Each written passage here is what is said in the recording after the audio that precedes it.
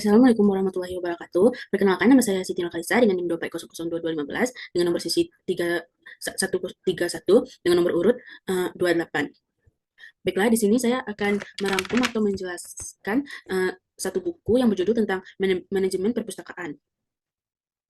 Ini ada profil buku, dan ini ada identitas buku manajemen perpustakaan, dan ini daftar isi buku manajemen perpustakaan. Baiklah, buku manajemen perpustakaan ini terdiri dari 8 bab, dan bab yang pertama yang akan saya mulai jelaskan yaitu tentang konsep dasar perpustakaan. Yaitu materinya ada pendahuluan, pengertian perpustakaan, jenis-jenis perpustakaan, dan permasalahan dan tantangan pengelolaan perpustakaan. Yang pertama ada pendahuluan. Perpustakaan merupakan salah satu sarana yang paling dibutuhkan dalam memperoleh wawasan ilmu pengetahuan. Keberadaan perpustakaan memberikan pengaruh besar bagi dunia pendidikan, karena menjadi tempat peserta didik belajar secara mandiri dan mencari informasi dari luar materi yang diberikan di kelas. Dengan koleksi buku dan sumber informasi yang dikelola secara sistematis, perpustakaan berperan sebagai penghubung antara masyarakat dengan berbagai sumber pengetahuan, baik dalam bentuk cetak maupun digital. Selanjutnya, pengertian perpustakaan. Perpustakaan adalah sebuah ruangan, bagian sebuah gedung, atau gedung itu sendiri, yang digunakan untuk menyimpan buku dan terbitan lainnya. Biasanya disimpan menurut tata susunan tertentu untuk digunakan pembaca, bukan untuk dijual. Buku dan terbitan lainnya termasuk bahan cetak, majalah, laporan, pamphlets, manuskrip, lembaran musik, serta media audio visual seperti film, kaset, dan bentuk mikro seperti mikrofilm. Dan selanjutnya, jenis-jenis perpustakaan. Yang pertama yaitu perpustakaan sekolah, yaitu berada di lingkungan sekolah seperti SD, SMP, dan SMA. Berfungsi menunjang proses belajar mengajar dengan koleksi buku utama, buku pembelajaran, dan literatur pendidikan. Yang kedua ada perpustakaan perguruan tinggi, yaitu dikelola oleh universitas atau perguruan tinggi, menyediakan koleksi ilmiah, jurnal, skripsi, tesis, dan referensi untuk mendukung pendidikan tinggi dan penelitian. Yang ketiga, ada perpustakaan umum, yaitu terbuka untuk masyarakat umum tanpa membedakan usia, jenis kelamin, agama, dan lain-lain. Yang keempat ada perpustakaan keliling, yaitu melayani masyarakat dengan cara mendatangi langsung menggunakan kendaraan seperti mobil, motor, atau perahu. Koleksi yang terbatas dan lebih menekankan pada pemerataan akses literas. Yang kelima ada taman bacaan masyarakat. Perpustakaan skala kecil di lingkungan masyarakat dikelola secara swadaya, koleksinya ringan seperti novel, majalah, dan buku pengetahuan umum. Dan yang keenam ada perpustakaan khusus, yaitu dikelola oleh instansi, lembaga, organisasi, perusahaan, atau individu dengan koleksi spesifik sesuai dengan kebutuhan institusi tersebut. Yang ketujuh ada perpustakaan nasional, yaitu merupakan perpustakaan pusat di tingkat negara, memiliki tugas menyimpan semua terbitan nasional, menjadi pusat informasi dan pengawasan perpustakaan di seluruh wilayah negara. Selanjutnya, permasalahan dan tantangan pengelolaan perpustakaan. Itu rangkuman isu utama dan tantangan yang dihadapi berdasarkan sumber-sumber terkini, yaitu yang pertama, koleksi buku tidak update atau kurang relevan. Dua, keterbatasan anggaran. Tiga, sumber daya manusia yang tidak memadai. Empat, fasilitas dan infrastruktur kurang memadai. Lima, kurangnya kesadaran dan dukungan dari pimpinan. Enam, budaya literasi yang lemah. Tujuh, tantangan digitalisasi. Dan yang kedelapan, pelayanan yang kurang optimal. Baiklah, itu penjelasan bab pertama. Selanjutnya, bab kedua tentang sejarah dan perkembangan perpustakaan. Itu ada beberapa materi. Yang pertama, pengertian perpustakaan dari masa ke masa. Yang kedua, perpustakaan di masa kuno. Yang ketiga, perpustakaan di abad pertengahan. Yang keempat, perpustakaan pada masa Renaissance dan pencerahan. Lima, perpustakaan di era modern awal. Enam, perpustakaan di Indonesia sejarah singkat.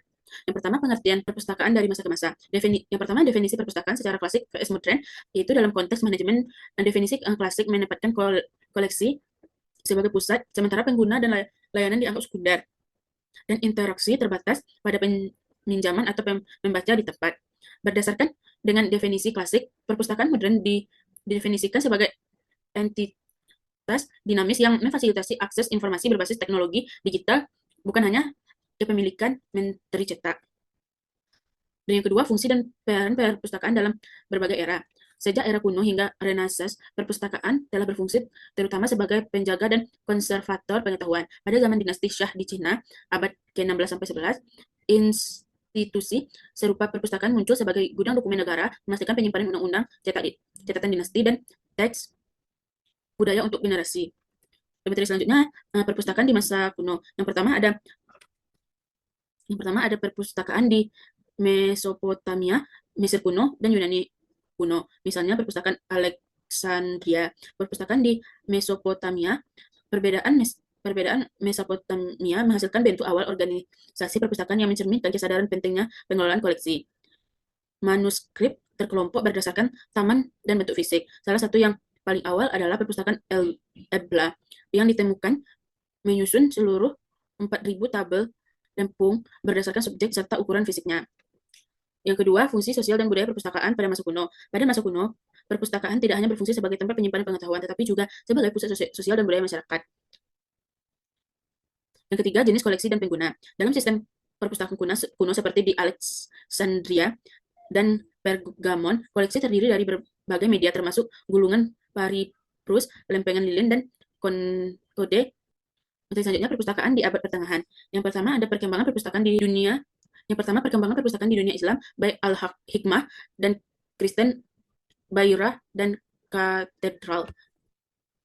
Perpustakaan di dunia Islam pada masa dinasti Abbasiyah mencapai puncak perkembangan melalui Bait al-Hikmah, Homes of Wisdom di Baghdad yang didirikan pada abad ke-8 dan dikembangkan pesat di bawah Khalifah Al-Ma'mum 813 sampai 833 Masehi.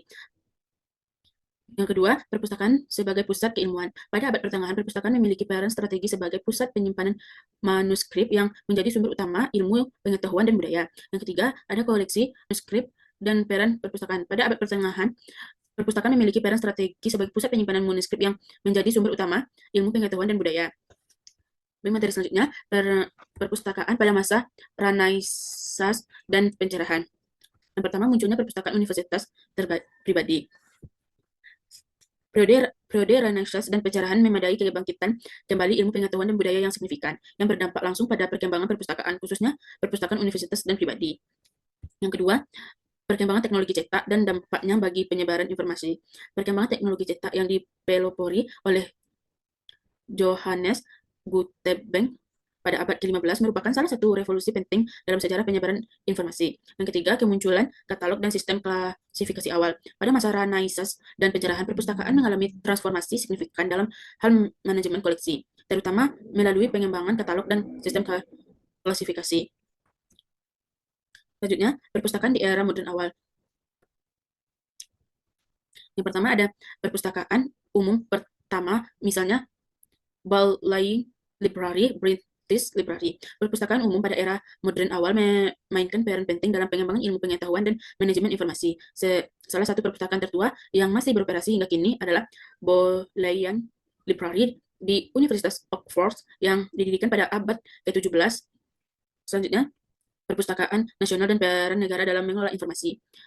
Perpustakaan nasional memainkan peran penting sebagai lembaga pusat yang bertanggung jawab untuk mengumpulkan, melestarikan, menyediakan akses ke warisan intelektual suatu bangsa. Yang ketiga ada gerakan literasi dan akses publik. Yaitu gerakan literasi pada era modern awal, perpustakaan memadai pergeseran penting dalam fungsi dan tujuan perpustakaan sebagai institusi publik.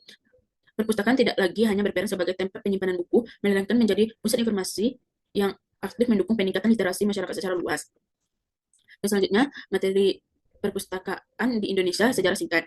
Yang pertama, perpustakaan pada masa Kerajaan Majapahit dan Sriwijaya. Pada masa kerajaan-kerajaan kuno di Indonesia seperti Majapahit dan Sriwijaya, fungsi perpustakaan tidak hanya sebagai tempat penyimpanan naskah, tetapi juga sebagai pusat pengembangan ilmu pengetahuan dan spiritualitas. Selanjutnya, masa kolonial, perpustakaan di Hindia Belanda. Pada masa kolonial, sistem perpustakaan di Hindia Belanda dikembangkan terutama untuk memenuhi kebutuhan golongan elit, Eropa, dan pegawai pemerintahan kolonial sehingga akses terhadap informasi dan literasi terbatas bagi masyarakat pribumi. Yang ketiga, ada perpustakaan pada masa kemerdekaan dan pasca kemerdekaan. Sejak Indonesia memproklamasikan kemerdekaannya pada tahun 1945, perpustakaan telah memainkan peran penting dalam pembangunan bangsa, berubah dari tempat penyimpanan kolonial menjadi instrumen identitas, budaya, dan pendidikan publik.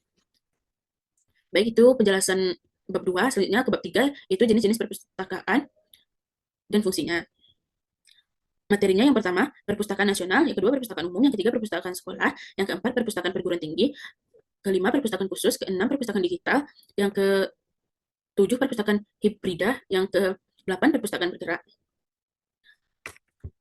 Yang pertama, perpustakaan nasional. Perpustakaan nasional adalah lembaga perpustakaan tertinggi di suatu negara yang berfungsi utama menghimpun, melestarikan, dan menyediakan akses terhadap seluruh terbitan yang diterbitkan di dalam negeri maupun di luar negeri yang tentang negeri itu. Perpustakaan ini juga bertugas menjadi pusat pengembangan kebijakan perpustakaan secara nasional serta menyediakan layanan referensi tingkat tinggi bagi masyarakat umum dan akademisi.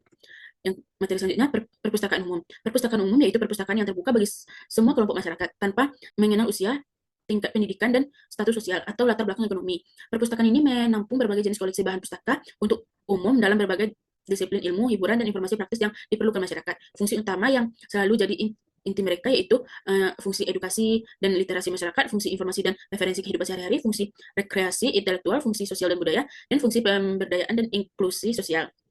Selanjutnya, materi selanjutnya, perpustakaan sekolah.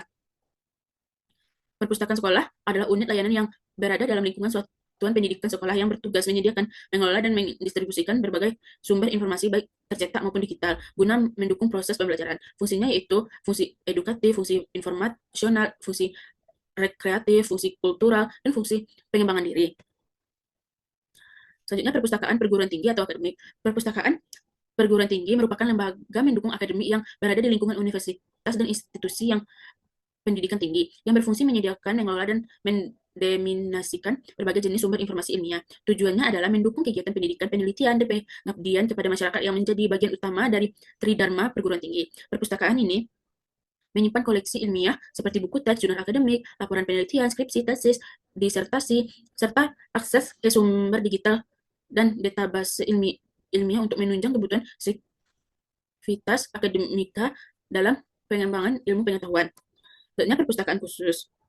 Perpustakaan khusus adalah unit informasi yang dikelola oleh lembaga atau instansi tertentu, baik pemerintahan maupun swasta, yang menyediakan koleksi dan layanan informasi secara spesifik sesuai dengan bidang atau kepentingan lembaga induknya. Fungsi utamanya adalah mendukung pelaksanaan tugas, visi, dan misi organisasi induk melalui penyediaan akses informasi yang relevan, mutakhir, dan aplikatif bagi para profesional atau penelitian dalam bidang tersebut.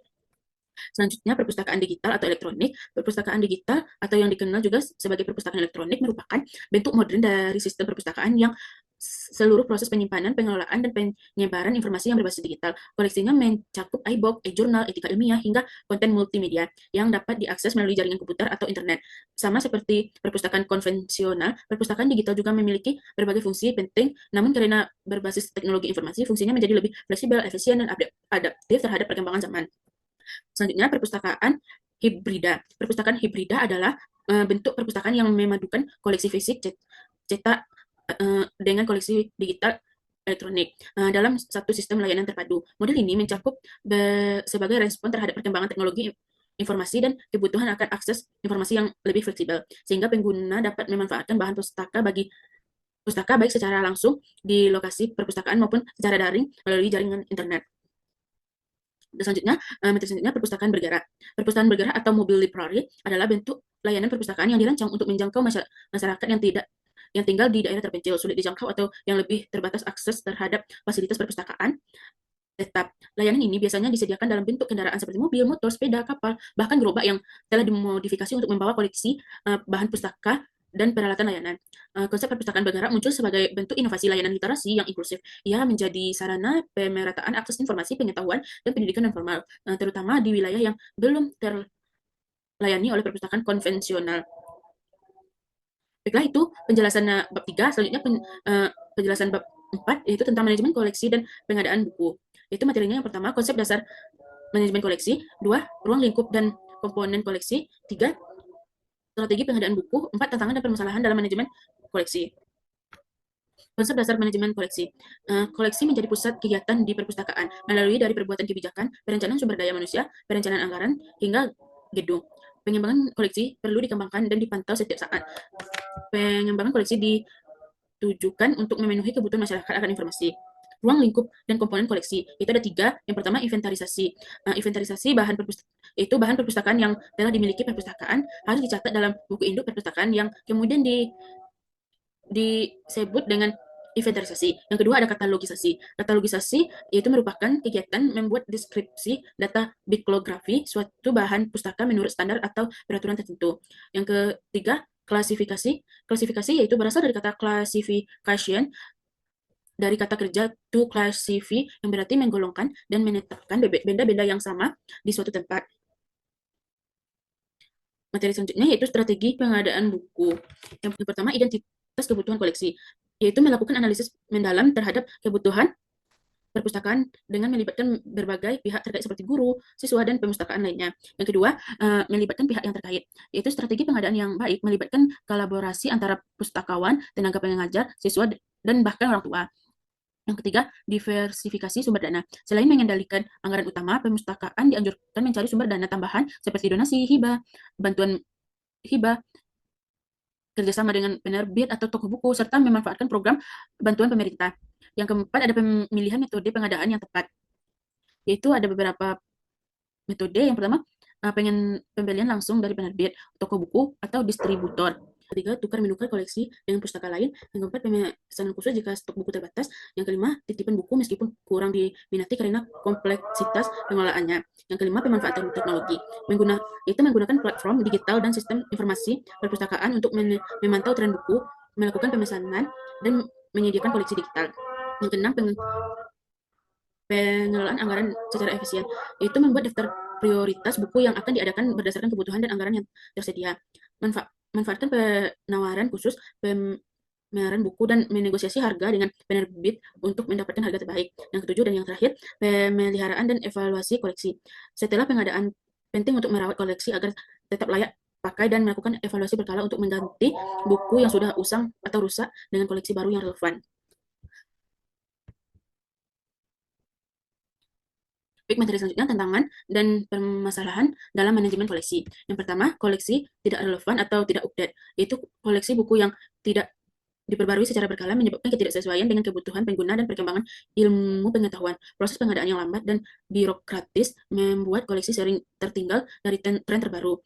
Yang kedua, keterbatasan anggaran dan sumber daya, yaitu anggaran yang terbatas membatasi kemampuan perpustakaan untuk menambah atau memperbarui koleksi. Kenaikan harga buku dan jurnal serta fluktuasi nilai tukar memperparah keterbatasan ini. Yang ketiga, kurangnya sumber daya yang manusia terampil, yaitu pengelolaan koleksi membutuhkan pustakawan yang terampil dalam seleksi, akuisisi, pengelolaan, dan penggunaan teknologi informasi. Banyak perpustakaan kekurangan staf yang memiliki keahlian khusus di bidang manajemen koleksi digital. Yang keempat, pemeliharaan dan pelestarian koleksi, yaitu koleksi fisik seringkali kurang dirawat sehingga mudah rusak, kotor, atau hilang. Koleksi digital menghadapi tantangan preservasi jangka panjang dan keamanan data. Yang kelima, kolaborasi dan pengembangan koleksi kooperatif, yaitu kurangnya kolaborasi antara perpustakaan membatasi akses ke koleksi yang lebih luas. Tantangan dapat mengelola koleksi bersama seperti duplikasi hingga akses dan pembagian biaya. Baiklah, itu penjelasan dari bab 4. Selanjutnya, bab 5, yaitu tentang katalogisasi dan klasifikasi bahan perpustakaan. Materinya yaitu yang pertama, katalogisasi bahan perpustakaan. Yang kedua, klasifikasi bahan perpustakaan.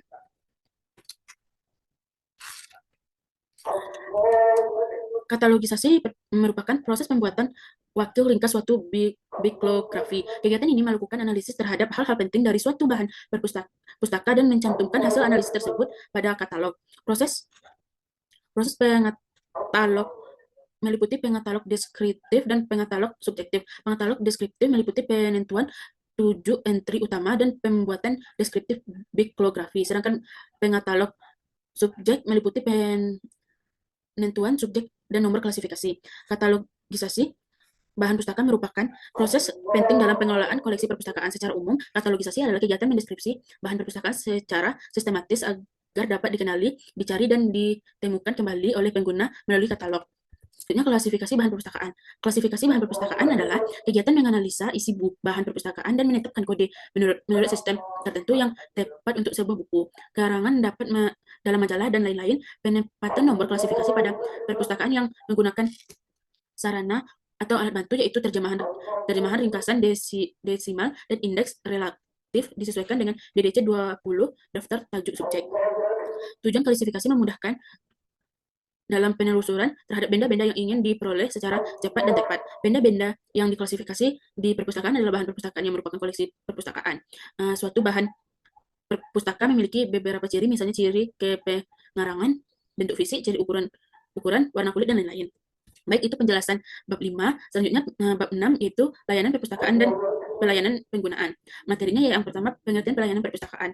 Yang kedua, jenis pelayanan perpustakaan. Yang ketiga, sistem pelayanan perpustakaan. Yang keempat, mutu pelayanan perpustakaan. Pengertian pelayanan perpustakaan. Pelayanan perpustakaan unsur utama dalam pencapaian suatu keberhasilan organisasi perpustakaan disebutkan sebagai bagian inilah yang berhubungan dengan pengguna dalam penyebaran informasi serta pemanfaatan jasa dan fasilitas yang ada di perpustakaan. Banyak argumen yang menyatakan bahwa layanan perpustakaan merupakan titik sentral bagi kegiatan perpustakaan.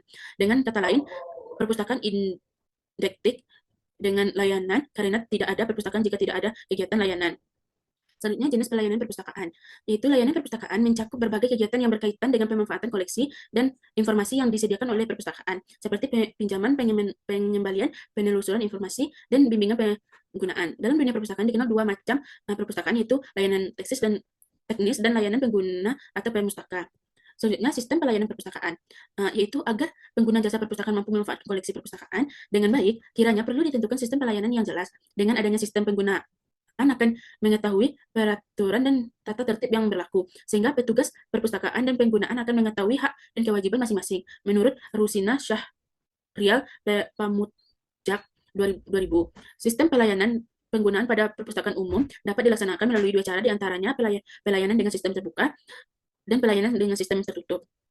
Selanjutnya, mutu layanan perpustakaan. Mutu pelayanan yang baik akan menarik banyak pembaca dan akan mendapatkan penghargaan masyarakat. Untuk meningkatkan mutu layanan perpustakaan, diupayakan kegiatan-kegiatan sebagai berikut. Yang pertama, sikap ramah dan penampilan yang menarik para pustakawan dalam memberikan pelayanan. Yang kedua, menyediakan brosur tentang kegiatan yang ada di perpustakaan. Yang ketiga, menyediakan berbagai perlombaan dan perpustakaan seperti bercerita, menggambar, menulis puisi, dan sebagainya. Yang keempat, mengadakan study tour bersama di perpustakaan. Yang kelima, mengundang tokoh masyarakat atau pakar untuk ceramah atau memberikan pengalamannya. Yang keenam, memberikan jadwal kegiatan dan peraturan yang baik. 7. Berbagi kegiatan menarik lainnya yang sesuai dengan situasi dan kondisi. Baiklah, itu penjelasan bab 6. Selanjutnya bab 7, yaitu tentang manajemen sumber daya manusia dalam perpustakaan. Itu materi yang pertama ada konsep dasar manajemen sumber daya manusia, kedua fungsi manajemen sumber daya manusia perpustakaan, 3 proses pengelolaan sumber daya manusia perpustakaan, yang keempat permasalahan dan tantangan pengelolaan perpustakaan. Yang pertama, konsep dasar perpustakaan sumber daya manusia. Manajemen sumber daya manusia di perpustakaan adalah proses perencanaan, pengorganisasian, pengarahan, dan pengawasan terhadap tenaga kerja yang bertujuan pengelolaan dan memberikan layanan perpustakaan agar tujuan organisasi dapat tercapai secara efektif dan efisien. Sumber daya manusia perpustakaan mencakup pustakawan dan staf pendukung yang memiliki keterampilan, keahlian, serta pengetahuan khusus dalam bidang perpustakaan dan informasi. Manajemen sumber daya manusia perpustakaan bertujuan untuk memastikan bahwa tenaga kerja yang ada dapat melakukan tugasnya sesuai dengan pembagian kerja yang telah ditetapkan serta mampu meningkatkan kemampuan kerja demi memberikan pelayanan optimal kepada pemustaka. Kualitas sumber daya manusia menjadi tolak ukur keberhasilan dan menjalankan fungsinya. Fungsi manajemen sumber daya perpustakaan. Fungsinya adalah apa atau suatu yang harus dijalankan guna memenuhi maksud atau mencapai tujuan. Menurut George Artery, fungsi-fungsi manajemen untuk tingkat operatif manajemen dapat dibatasi dan dirumuskan menjadi yang satu, perencanaan atau planning, dua, pengorganisasian atau organizing, tiga, penggerakan atau auditing, yang keempat, pengawasan atau controlling. Selanjutnya, proses pengelolaan sumber daya manusia perpustakaan. Peran mengembangkan tenaga perpustakaan dalam perpustakaan sangat besar. Sumber daya manusia adalah potensi yang merupakan aset dan berfungsi sebagai model non-material, non-finansial di dalam organisasi bisnis yang dapat diwujudkan menjadi potensi nyata secara fisik atau real dan non-fisik dalam mewujudkan eksistensi organisasi. Maju mundurnya perpustakaan ditentukan oleh sumber daya manusia itu sendiri. Perpustakaan yang dikelola dengan sumber daya manusia yang profesional mampu menghasilkan output yang bagus, perpustakaan akan maju dan berkembang sesuai dengan yang diharapkan oleh banyak pihak. Sumber daya manusia di perpustakaan adalah pustakawan dan tenaga staf di perpustakaan tersebut. Selanjutnya, permasalahan dan tantangan pengelolaan perpustakaan. Yang pertama ada koleksi buku yang kurang baik. Yang pertama, koleksi buku tidak update. Banyak perpustakaan memiliki koleksi buku yang tidak mengikuti perkembangan zaman atau kebutuhan masyarakat. Yang kedua, pemeliharaan koleksi yang kurang baik. Buku-buku dan koleksi lainnya seringkali tidak dirawat dengan baik sehingga mudah rusak, kotor, dan hilang. Yang ketiga, fasilitas tidak memadai. Banyaknya perpustakaan memiliki fasilitas yang kurang memadai seperti ruang baca yang tidak nyaman, perabotan yang sudah usang, serta kurangnya fasilitas pendukung seperti komputer dan akses internet. Yang keempat, minimnya anggaran. Keterbatasan dana menjadi masalah klasik yang menghambat perkembangan koleksi, perawatan fasilitas, hingga inovasi layanan perpustakaan. Yang kelima, pelayanan yang kurang optimal. Layanan perpustakaan seringkali kurang ramah, tidak responsif, dan tidak inovatif. Hal ini membuat pengunjung enggan datang kembali ke perpustakaan. Yang keenam, kurangnya tenaga profesional. Banyak perpustakaan dikelola oleh tenaga yang tidak memiliki latar belakang pendidikan di bidang perpustakaan. Bahkan kepala perpustakaan seringkali merangkap tugas sebagai guru atau pegawai lain sehingga kurang fokus pada pengelolaan perpustakaan. Yang ketujuh, rendahnya kesadaran dan dukungan pimpinan. Dukungan dari pimpinan sekolah, madrasah, atau institusi induk sering kali minim. Banyak yang belum menyadari pentingnya perpustakaan sebagai bagian integral dari sistem pendidikan dan literasi. Yang ke-8, tantangan digitalisasi. Perpustakaan digitalisasi kebutuhan di era teknologi, namun belum semua perpustakaan masuk mengadopsinya. Baik, itu penjelasan bab 7. Selanjutnya bab 8, yaitu tentang promosi dan pengembangan minat baca. Materinya yang pertama, hakikat dan pentingnya minat baca. Yang kedua, strategi promosi minat baca. Ketiga, strategi pengembangan minat baca. Yang pertama, hakikat dan pentingnya minat baca. Minat baca berupa fondasi pada penting dalam pembangunan sumber daya manusia yang berkualitas. Di tengah harusnya informasi yang semakin deras di era digital, kemampuan membaca tidak hanya berkaitan dengan keterampilan kognitif dasar, tetapi juga menyangkut kemampuan berpikir kritis, menyeleksi informasi, dan membangun pengetahuan baru secara mandiri. Oleh karena itu, minat baca tidak bisa dipandang sebagai aktivitas sekunder, melainkan sebagai elemen esensial dalam proses pendidikan dan pembentukan karakter bangsa. Sayangnya, berdasarkan dari kata UNESCO, pada tahun 2022, tingkat minat baca di Indonesia masih tergolong rendah. Hal ini diperkuatkan oleh laporan dari Most Literate Nations in the World di tahun 2016 yang menempatkan Indonesia di peringkat ke-60 dari 61 negara dalam minat baca. Selanjutnya, strategi promosi minat baca. Promosi minat baca merupakan upaya sistematis untuk menarik perhatian masyarakat agar terkait pada aktivitas membaca. Menurut Suhu Herman, promosi minat baca dapat dilakukan sebagai dua pendekatan utama, yaitu pendekatan eduktif dan pendekatan komunikatif. Pendekatan eduktif dilakukan melalui kegiatan pembelajaran kampanye literasi di sekolah, serta pelatihan literasi untuk guru dan orang tua. Sedangkan pendekatan komunikatif dilakukan melalui media sosial, iklan layanan masyarakat, dan penyelenggaraan event-event literasi pada literasi publik seperti pekan buku, badan buku, dan festival literasi. Strategi pengembangan minat baca. Pengembangan minat baca merupakan proses yang ditujukan membentuk kebiasaan membaca yang berkelanjutan dan tumbuh dari dalam diri pembaca. Proses ini tidak bersifat instan, melainkan berlangsung secara bertahap melalui pembiasaan, penguatan motivasi, serta menciptakan lingkungan yang mendukung. Pembentukan minat baca menuntut keterlibatan aktif berbagai pihak, keluarga, sekolah, komunitas, dan kebijakan publik dalam menciptakan atmosfer literasi yang positif dan konsisten. Menurut Goodrear dan Whitfield, pengembangan minat baca yang efektif dapat dilakukan melalui pendekatan Concept Oriented Reading Instruction, yaitu CORI, yaitu strategi pembelajaran membaca yang mengintegrasikan keterampilan membaca dengan pengalaman belajar bermakna dengan eksplorasi dan kebebasan memilih bahan baca. Dan ini daftar pustaka. Di sini saya mencantumkan link buku manajemen perpustakaan. Baiklah, itu saja penjelasan dari buku manajemen perpustakaan. Saya Siti Nurkalisa pamit undur diri. Kalau ada kesalahan percakapan, saya mohon maaf. Wassalamualaikum warahmatullahi wabarakatuh.